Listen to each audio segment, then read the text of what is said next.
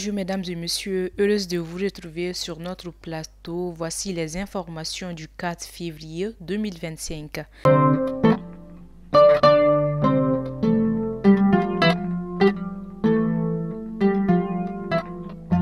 Son Excellence Monsieur Abdoulaye Diop, ministre des Affaires étrangères et de la coopération internationale, a reçu en audience lundi 3 février 2025 Monsieur Thierno Habib Nia, le directeur général du Shelter Afrique, un institut panafricain de financement et de promotion de l'habitant et du secteur immobilier en Afrique.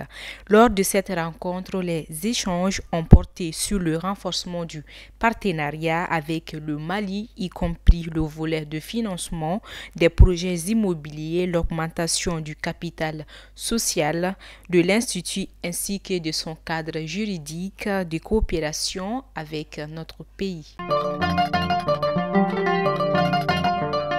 C'est de plus en plus fréquent dans les marchés, les commerces, les boutiques et autres lieux de vente. Les billets abîmés de francs CFA sont au cœur de polémiques entre vendeurs et acheteurs. Il s'agit surtout des billets de 1000 francs, de 500 et de 2000 francs CFA. Leur état est souvent tel que certains vendeurs refusent catégoriquement de les prendre avec le client, quoique leurs numéros sont visibles et au complet. Il arrive que cette situation suscite des échauffourées dans les véhicules de transport public. La coordination des syndicats de l'enseignement supérieur et de la recherche scientifique, regroupant le SNOPSUP et le CESMA, a entamé une grève de 144 heures du lundi 27 janvier au 1er février 2025. Cette action a été automatiquement prolongée du lundi 3 au 8 février 2025 et pourrait se suivre jusqu'à ce que leurs revendications soient satisfaites.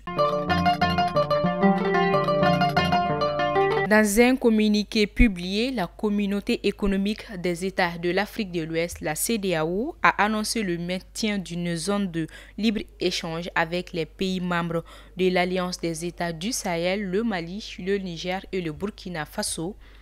Cette décision intervient après la sortie officielle des 3 pays sahéliens de l'organisation régionale. Leur départ annoncé début janvier a été motivé par des tensions persistantes avec la CEDEAO, notamment à raison des sanctions imposées à la suite des coups d'État militaires ayant renversé les gouvernements civils dans ces États. Le gouvernement congolais, aux côtés des responsables de l'ONU et de puissances occidentales, dont les États-Unis, a accusé le Rwanda voisin d'exacerber le conflit en déployant des milliers de soldats et des armes lourdes pour soutenir le M23. Le président rwandais Paul Kagame a déclaré qu'il ne savait pas si les troupes rwandaises opéraient dans l'est de la République démocratique du Congo, où l'escalade des affrontements entre le groupe rebelle M23 et les soldats congolais a fait plus de 9000 morts et des milliers de blessés ces derniers jours. Mesdames et messieurs, à la fin de ce flash d'informations, la Banque mondiale a accordé un prêt de 100 millions de dollars pour améliorer l'accès potable au Mali. Mesdames et messieurs, c'était tout pour ce flash d'informations et merci de l'avoir suivi et nous vous disons à très bientôt.